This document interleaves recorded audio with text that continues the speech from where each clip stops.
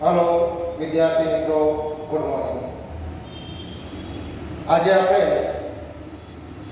ધોરણ 12 વિષય અર્થશાસ્ત્ર અને એમાં પ્રકરણ 2 વૃદ્ધિ અને વિકાસ એ આપણું બીજું પ્રકરણ છે, જેનો ગુણભાગ સૌ પહેલા જોઈ લઈએ કે આ પ્રકરણમાંથી કયા વિભાગમાં કેટલા માર્ક્સનો પૂછાય છે। तो गुणभाग प्रश्न A B C D E स्वरूपમાં આપણો પ્રશ્ન પત્ર હોય છે।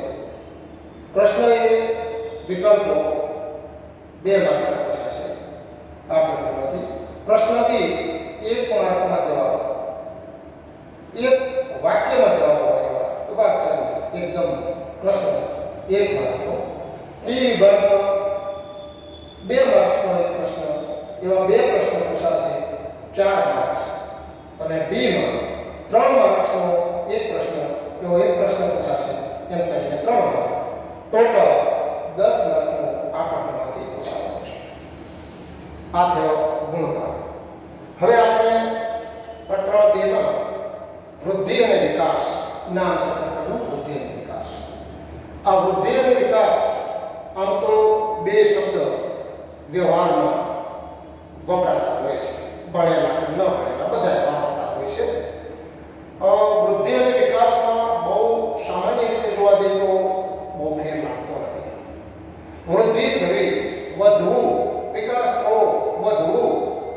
એક છોડ બીજ રોપ્યું હોય તો બીજમાંથી અંકુર ફૂટે, 2 પાંદડા, 1 પાંદડું આવે, 2 પાંદડા આવે, તો કોઈ એમ કહે કે આ છોડનો વૃદ્ધિ થઈ રહી છે, ધીરે ધીરે મોટું થઈ રહ્યું છે। તો કોઈ પણ એમ પણ કહે આ છોડનો વિકાસ થઈ રહ્યો છે। જેમ નાનું બાળક હોય, નાનું બાળક ધીરે ધીરે સમય જતા એનું શરીર કે એનું મનથી, બુદ્ધિથી પણ ધીરે ધીરે વિકાસ થતો જતો હોય, વૃદ્ધિ થતી જતી હોય, મોટું થવું, એવો વૃદ્ધિ અને વિકાસ સામાન્ય શબ્દોમાં એને 2 માની શકાય અને ઉપયોગ કરતા હોય છે। પરંતુ આપણે અર્થશાસ્ત્રમાં બંનેના વચ્ચે ભેદ સમજવાનો છે। અર્થશાસ્ત્ર અને ભેદ વચ્ચે થોડો તફાવત સમજે છે। જોઈએ તો આજે વિશ્વના મોટા ભાગના દેશો વિકાસ કરવા માટે દોડ લગાવી રહ્યા છે। એમનું દરેક દેશોને કઈ ને કઈ સમસ્યાઓ છે। આજે આપણે કહીએ કે અમેરિકા ખૂબ સમૃદ્ધ છે, વિકસિત દેશ છે, જ્યારે ભારત વિકાસવાનો દેશ છે। પણ અમેરિકા પણ ભૂતકાળમાં પહેલા સીધો વિકસિત નહીં ગયો હોય, એ પણ વિકાસના દેશોમાંથી જ પસાર થયો છે। હવે દરેક દેશોને અમુક શરૂઆતમાં સમસ્યાઓ હોય। જોઈએ પહેલાનો સમય જોઈએ તો લોકો સાદું જીવન જીવતા હતા, પશુઓ અને લાકડાના ઓજારોની મદદથી ખેતી કરતા હતા। ધીરે ધીરે માનવીની બુદ્ધિનો વિકાસ થતા એ કઈ ને કઈ શોધો કરતો ગયો અને જીવન વધુ ને વધુ કેમ સરળ બને, સમસ્યાઓ કેમ ઝડપથી ઉકેલી શકાય, સમસ્યાઓ જ્યાં જ્યાં સમસ્યાઓ આવી છે ત્યાં ત્યાં એના ઉકેલો શોધ્યા છે માણસે। માણસ એક કુદરતનો એવો સર્જન છે કે સમસ્યાઓના ઉકેલ શોધતું આવ્યું છે। જ્યાં પણ માણસને તકલીફ પડી છે એ તકલીફ દૂર કરવા માટે એની બુદ્ધિનો વિકાસ કરીને ભગવાને એને એટલી બુદ્ધિ આપી છે, એનો વિકાસ કરીને સમસ્યાનો હલ કાઢી નાખે। તો શરૂઆતમાં ઘણી બધી સમસ્યાઓના ઉકેલ રૂપે કંઈ ને કંઈ નવું વસ્તુનું સર્જન થયું, શોધો થઈ અને મનમાં આવતા જીવન થોડું સરળ બની ગયું। એટલે આવી દરેક દેશોમાં એમની આર્થિક સમસ્યાઓ હતી, એ નિવારવા માટે દરેક દેશે આર્થિક વિકાસ, આર્થિક વૃદ્ધિ એવો શરૂઆત કરી, વિકાસ કરતા ગયા। જોઈએ તો 1939 થી 1944ના બીજા વિશ્વયુદ્ધ બાદ 1939 થી 1944નો સમયગાળો બીજા વિશ્વયુદ્ધ પછી દુનિયાના વિકાસના દેશોએ ભારત, શ્રીલંકા, પાકિસ્તાન વિકાસના દેશો છે। વિકાસના દેશો તેમની બેકારી, ગરીબી, આવકની અસમાનતા, આર્થિક સમસ્યાઓ છે દેશની, આર્થિક સમસ્યાઓ, બેકારી, ગરીબી, અસમાનતાની સમસ્યાઓને નિવારવા માટે ઝડપી આર્થિક વિકાસ પર ભાર મૂક્યો. બીજા વિશ્વયુદ્ધ પછી વિકાસના દેશોએ પોતાના દેશની આર્થિક સમસ્યાઓના ઉકેલવા માટે વિકાસ ઉપર ભાર મૂક્યો. વિકાસ પણ કેવળ ઝડપી આર્થિક વિકાસ, જેમ વિકાસ ઝડપી થશે એમ સમસ્યાઓ ઘણી જલ્દી થઈ જશે. આપણા આજના અત્યારના પ્રધાનમંત્રી શ્રી નરેન્દ્રભાઈ મોદી પણ એક સમયે ગુજરાતમાં જ્યારે સીએમ ના પદના ઉમેદવાર થયા ત્યારે પણ વિકાસના નામે કોઈ ચૂંટણી જીતતા. વિકાસ બસ એમ સમજો કે બધી સમસ્યાઓનો મૂળ વિકાસમાંથી આવશે. બધી સમસ્યાઓનો ઉકેલ વિકાસ કરવાથી થઈ શકશે. એટલે વિકાસ વિકાસ વિકાસ, બસ વિકાસ કરો અને સમસ્યાઓ હળી થશે. અને એમાં કંઈ ખોટું પણ નથી. આજે જો સીએમ થી પીએમ પદ શોભાવી રહ્યા છે, તો કોઈ પણ આર્થિક વિકાસ કરવો હોય તો એના માટે સમસ્યાઓના ઉકેલ માટે ઘણા બધા પ્રયત્નો કરવા પડતા હોય છે. એટલે ઝડપી આર્થિક વિકાસ પર ભાર મૂક્યો. ત્યારથી આર્થિક વિકાસ અને આર્થિક વૃદ્ધિ એ શબ્દ પ્રચલિત બન્યો. બીજા વિશ્વયુદ્ધ પછી વિકાસમાન દેશો પોતાની આંતરિક આર્થિક સમસ્યાઓ તરીકે બેકારી, આવકની અસમાનતા જેવી સમસ્યાઓ નિવારવા માટે ઝડપી આર્થિક વિકાસ પર ભાર મૂક્યો. ત્યારથી જ આર્થિક વિકાસ અને આર્થિક વૃદ્ધિ એવા બે શબ્દ પ્રચલિત બન્યા. બેને વચ્ચે ભેદ ઓળખવા લાગ્યા. અને વિકાસમાન દેશો આર્થિક વિકાસ દ્વારા પ્રજાનું જીવન ધોરણ સુધારવાનો ઉદ્દેશ ધરાવે છે. ભારત, પાકિસ્તાન, શ્રીલંકા આ વિકાસમાન દેશો છે. વિકાસમાન દેશો એ આર્થિક વિકાસ દ્વારા, ઝડપી વિકાસ દ્વારા પ્રજાનું જીવન ધોરણ સુધારવાનો, પ્રજાનું જીવન ધોરણ ઊંચું લઈ જવાનો ઉદ્દેશ ધરાવે છે. હવે થોડીક વાર જોઈએ કે વૃદ્ધિ અને વિકાસ વિશે થોડો તફાવત એ કે વિકાસમાન દેશો ભારત, પાકિસ્તાન, શ્રીલંકા એ વિકાસ કરવા પાછળ દોર લગાવી રહ્યા છે, જ્યારે વિકસિત દેશો અમેરિકા, જાપાન, જર્મની, ફ્રાન્સ એ પોતાનો વિકાસ ટકાવી રાખવા માટે વૃદ્ધિ પાછળ દોર લગાવી રહ્યા છે. ત્યાં વિકાસ તો થઈ ચૂક્યો છે, પણ એમને ત્યાં જે ઉત્પાદનો વધે, સંશોધનો થાય, જીવન ધોરણ છે એનાથી પણ ઊંચું લઈ જાય, જાળવી રાખવાનો પ્રશ્ન છે, જાળવતા જાળવતા ઊંચું પણ લઈ જવાનો પ્રશ્ન છે, તો એને વૃદ્ધિ કહેવામાં આવે છે. વિકસિત દેશો વિકાસ તો કરી ચૂક્યા છે, પણ એમને વિકાસ ટકાવી રાખવો અને ટકાવતા હજી પણ ઊંચે લઈ જવો એનું નામ આર્થિક વૃદ્ધિ છે. એટલે ફરી એકવાર જોઈએ તો વિકાસમાન દેશો આર્થિક વિકાસ દ્વારા પ્રજાનું જીવન ધોરણ સુધારવાનો ઉદ્દેશ ધરાવે છે. વિકાસમાન દેશો 12 સાંધતા 13 ફૂટે એવી સ્થિતિ હોય છે. ઘણી બધી સમસ્યાઓ હોય, આવકના સ્ત્રોત ઓછા હોય, સંસાધનોના સાધનો અપૂરતા હોય અને સમસ્યાઓ એક મોટી હોય, ત્યારે એ સમસ્યાઓ કેમ કરીને હળવી કરવી, ઓછી કરવી, ઘટાડવી એવા પ્રશ્નોનું નિરાકરણ લાવવા માટે વિકાસ કરવો પડતો હોય છે. તો વિકાસમાં દેશો આર્થિક વિકાસ દ્વારા પ્રજાનું જીવન ધોરણ સુધારવાનો ઉદ્દેશ ધરાવે છે. આર્થિક વિકાસ થશે તો જ સમસ્યાઓ હળવી થશે, લોકોનું જીવન ધોરણ સુધરશે, પહેલા કરતાં લોકો સારું જીવતા થશે. એટલે જીવન ધોરણ સુધારવાનો ઉદ્દેશ ધરાવે. જ્યારે વિકસિત દેશો ઊંચું જીવન ધોરણ એક ધારું જળવાઈ રહે અને હજુ પણ ઊંચું જીવન ધોરણ જળવાઈ રહે તે ધ્યેય ધરાવશે. જો વિકસિત દેશો, વિકાસમાન દેશો બેનો ધ્યેય જુદો છે. વિકાસમાન દેશો પ્રજાનું જીવન ધોરણ કેમ કરીને ઊંચે લઈ જવું એના માટે આર્થિક વિકાસ પાછળ દોર લગાવી રહ્યા છે. જ્યારે વિકસિત દેશો અમેરિકા, જર્મની, જાપાન એ પોતાના દેશના લોકોનું જીવન ધોરણ ઊંચું જળવાઈ રહે અને હજી પણ વધારે ઊંચું જાય એ માટે આર્થિક વૃદ્ધિ કર્યા વગર ચાલે એમ નથી, તો આર્થિક વૃદ્ધિ કરવા પાછળ પડ્યા છે. એટલે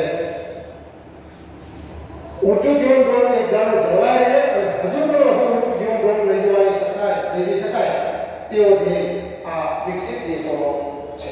એટલે આર્થિક વૃદ્ધિ એટલે વિકાસ તો થઈ ચૂક્યો છે, પણ હજી વિકાસ વધુ ને વધુ થાય એ માટે ઉત્પાદનો વધે, ગુણવત્તાઓ વધે અને હજી પણ જીવન ધોરણ સુધરે તો એને આપણે આર્થિક વૃદ્ધિ કહીશું. એટલે વિકસિત દેશો આર્થિક વૃદ્ધિ કરી રહ્યા છે અને વિકાસમાન દેશો આર્થિક વિકાસ કરી રહ્યા છે. ટૂંકમાં ઝડપી આર્થિક વિકાસ એ વિકાસમાન દેશોનો પ્રાથમિક એટલે આવશ્યક જરૂરિયાત છે. ભારત જેવા વિકાસમાન દેશોનું આવશ્યક જરૂરિયાત શું? તો વિકાસ એ પણ ઝડપી આર્થિક વિકાસ એ વિકાસમાન દેશોની આવશ્યક પ્રાથમિક મૂળભૂત જરૂરિયાત બની ગઈ છે. ઝડપી આર્થિક વિકાસ એ વિકાસમાન દેશોની પ્રાથમિક આવશ્યક જરૂરિયાત છે. વિકાસમાન દેશોની સૌથી પહેલી મૂળ જરૂરિયાત શું કે વિકાસ કરવો, બસ ઝડપી આર્થિક વિકાસ કરવો. જ્યારે આર્થિક વૃદ્ધિ ના દરની જાળવણી વાત વિકસિત દેશો ચાલે છે. વિકાસ તો થઈ ચૂક્યો છે. આર્થિક વૃદ્ધિ ના દર જેટલો છે એનો એ જાળવી રાખવો, ઘટવા દેવો નહીં અને હજી પણ ઊંચે લઈ જવો. એમ આર્થિક વૃદ્ધિના દરની જાળવણી એ વિકસિત દેશોની જરૂરિયાત છે. તો બંનેની જરૂરિયાત હતી.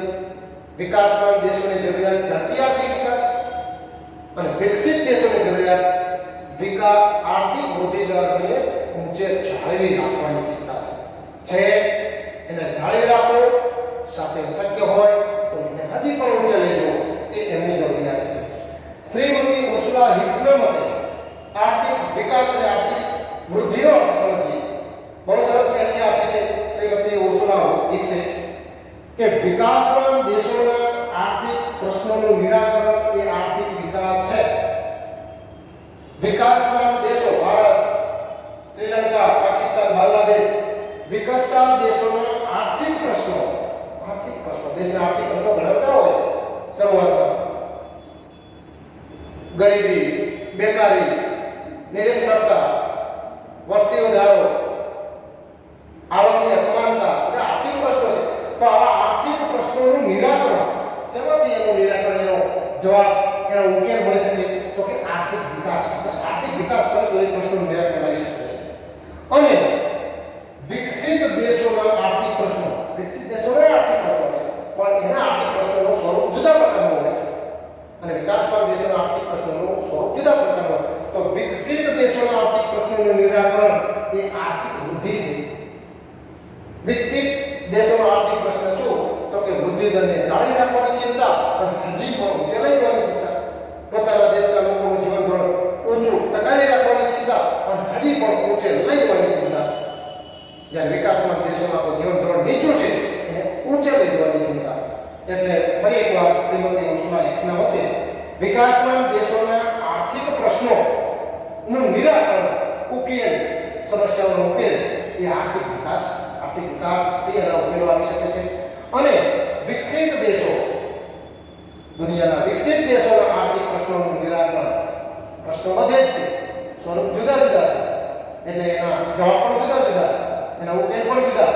તો વિકસિત દેશોના આર્થિક પ્રશ્નોનું નિરાકરણ આર્થિક વૃદ્ધિમાં છે. એમણે આર્થિક વૃદ્ધિ કર્યા વગર નહીં ચાલે. જોયું અત્યારે આ ટેકનોલોજીનો ઉપયોગથી જેની કલ્પના પણ ક્યારેય મેં નહોતી કરી કે આવી રીતે હું ને તમે, મારા વિદ્યાર્થી બાળકો અને હું એકબીજા સામે ન હોવા છતાં એકબીજાને પૂરક બનવાનો પ્રયત્ન કરીએ છીએ. હું તમને શક્ય એટલું સમજાવવાનો પ્રયત્ન કરી રહ્યો છું મુદ્દાને, તો તમે સમજવાનો પ્રયત્ન, પણ એકબીજાને જોઈ શકતા નથી. સામે તમે બેઠા, વર્ગ ખાલી છે, બોર્ડ ઉપર હું તમે બેઠા હોય એવું સમજીને ભણાવું છું.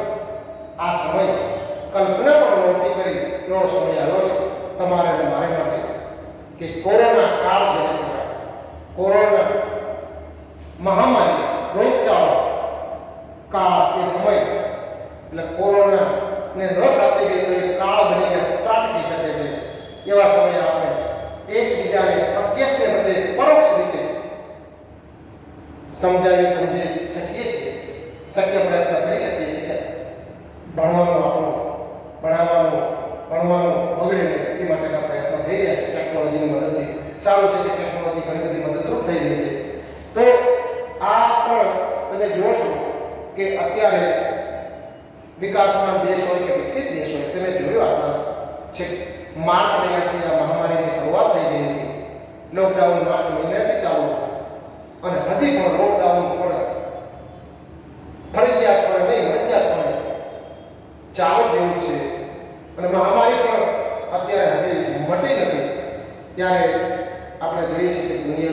દેશો ખૂબ આર્થિક રીતે પાછળ પડી જશે, વિકાસ અવરોધાશે, બેરોજગારી વધશે, બેકારી, કેટલા બધા કારખાનાઓ ઉદ્યોગો બંધ રહ્યા, ઉત્પાદન બંધ રહ્યું, લોકોનું કામ બંધ રહ્યું, તો આવક બંધ થઈ, જીવન ધોરણ નીચું ગયું.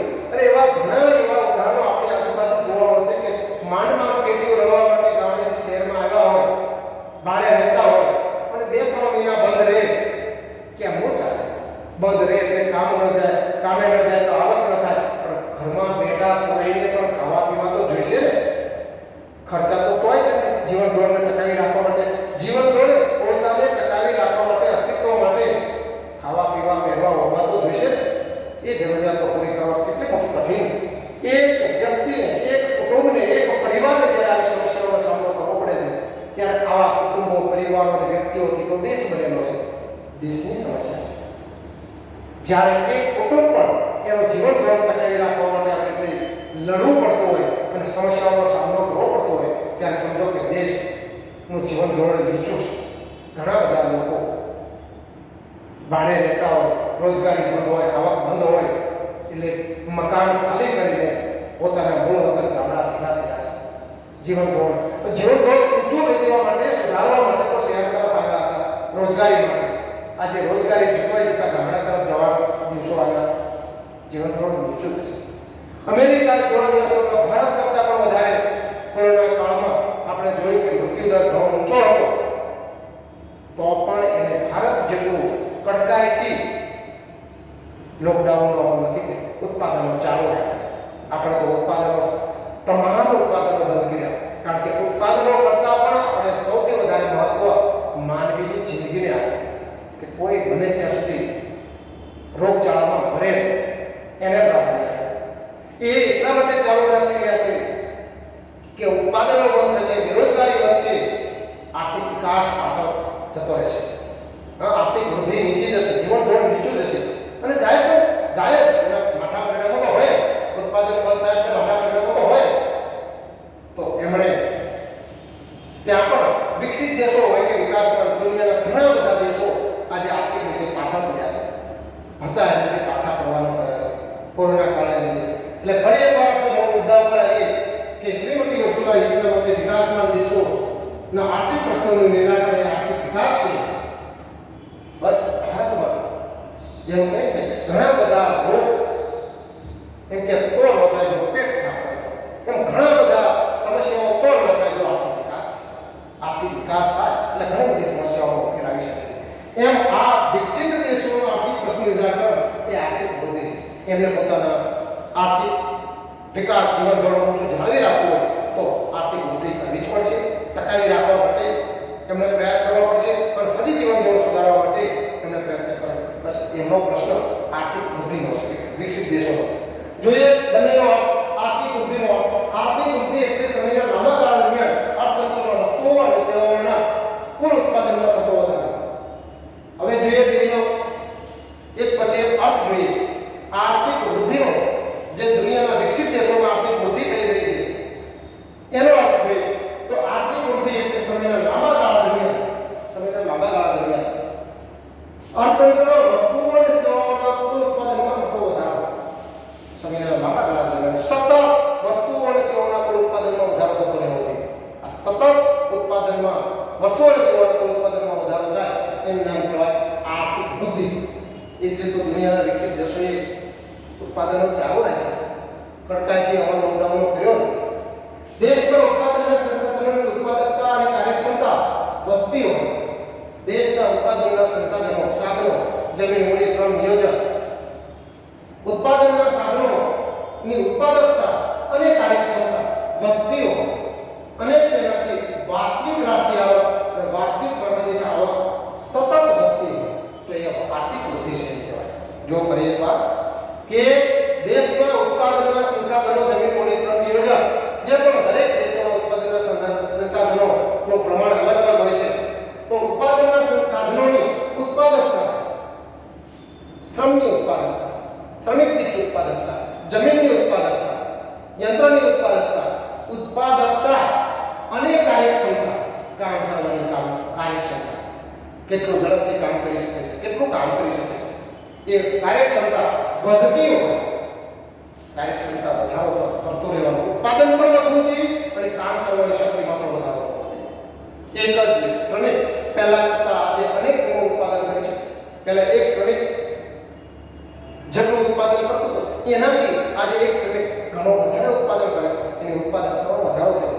ઉત્પાદકતા અને કાર્યક્ષમતા વધતી હોય અને તેનાથી વાસ્તવિક રાષ્ટ્રીય આવક અને નાણાકીય રાષ્ટ્રીય આવક, આ બે સમજવા જેવા પ્રશ્નો છે.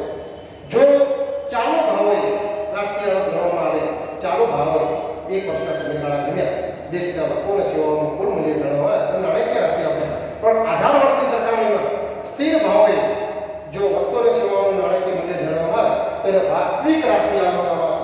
વાસ્તવિક રાષ્ટ્રીય આવક અને વાસ્તવિક માથાદીઠ આવક સતત વધતી હોય, વાસ્તવિક રાષ્ટ્રીય આવક અને વાસ્તવિક માથાદીઠ સતત વધતી હોય તો એ આર્થિક વૃદ્ધિ છે તેમ કહેવાય. આર્થિક વૃદ્ધિ વિકસિત દેશોમાં કે ઉત્પાદનના સાધનોની ઉત્પાદકતા અને કાર્યક્ષમતા બંને વધતી હોય અને તેના કારણે દેશના ઉત્પાદન, દેશની વાસ્તવિક રાષ્ટ્રીય આવક અને વાસ્તવિક માથાદીઠ આવકમાં પણ સતત વધારો થતો હોય.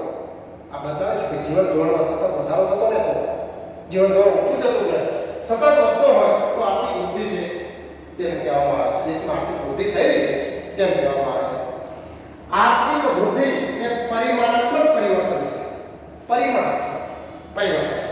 એમાં કુલ ઉત્પાદનનો વધારો થતો હોય, કુલ ઉત્પાદનની સાથે સાથે એના ગુણવત્તામાં પણ વધારો થતો હોય, એટલે ગુણાત્મક પણ હોય, પણ ગુણાત્મક કરતાં વધારે મહત્વ પરિમાણાત્મકને આપવામાં આવે છે. આર્થિક વૃદ્ધિ એ પરિમાણાત્મક પરિવર્તન છે. ફેરફાર બે માં ગુણાત્મક અને પરિમાણાત્મક, પણ અહીંયા કુલ ઉત્પાદનમાં વધારો મુખ્ય છે, એમાં વધુ ફેરફાર થાય, એની ગુણવત્તામાં ઓછો ફેરફાર થતો. વિકાસનો એવો છે હવે ઝડપી ઉત્પાદનો થતા હોય, એટલે આર્થિક વૃદ્ધિ એ પરિમાણાત્મક પરિવર્તન છે. વિકસિત દેશો સાથે સંકળાયેલ ખ્યાલ છે. જો આર્થિક વૃદ્ધિ એ વિકસિત દેશો, અમેરિકા, જર્મની, જાપાન, ફ્રાન્સ, વિકસિત દેશો સાથે સંકળાયેલ ખ્યાલ છે. પરિમાણાત્મક ખ્યાલ છે. પરિમાણાત્મક ખ્યાલ એટલે કુલ ઉત્પાદનમાં, પછી વસ્તુઓ હોય કે સેવાઓનું હોય, કુલ ઉત્પાદનમાં સતત વધારો અને પરિમાણાત્મક ખ્યાલ છે. આર્થિક વૃદ્ધિનો ખ્યાલ મર્યાદિત છે, અંકુશિત છે, મર્યાદિત ખ્યાલ છે. હવે આને આપણે જોઈએ ત્રણે શબ્દ જો કે ખ્યાલ વિકસિત દેશો સાથે સંકળાયેલ છે, મર્યાદિત ખ્યાલ છે, પરિમાણાત્મક ખ્યાલ છે. આપણે જોઈશું વિકાસમાં એ વ્યાપક ખ્યાલ છે. જે આપણે કે આર્થિક વૃદ્ધિ એ વિકસિત દેશો સાથેનો ખ્યાલ છે, પરિમાણાત્મક ખ્યાલ છે, મર્યાદિત ખ્યાલ છે, એમ આર્થિક વિકાસનો અર્થ જોઈએ. તો આ આર્થિક વિકાસ હવે પેલો મર્યાદિત ખ્યાલ છે, આ વ્યાપક ખ્યાલ છે. આર્થિક વૃદ્ધિ વિકસિત દેશો સાથે સંકળાયેલ ખ્યાલ છે, આર્થિક વિકાસ એ વિકાસવાન દેશો સાથે સંકળાયેલ. આ તફાવતના મુદ્દા થશે. પહેલો અર્થ કે વિકાસ એટલે આર્થિક વિકાસ. એટલે આર્થિક વિકાસનો અર્થ કેવો થયો? વિકાસ એટલે આર્થિક વિકાસ, વિકાસ એટલે આર્થિક વિકાસ. આજે એશિયા, આફ્રિકા અને લેટિન અમેરિકાના દેશો આર્થિક વિકાસ સાધવા સતત પ્રયત્ન કરી રહ્યા છે.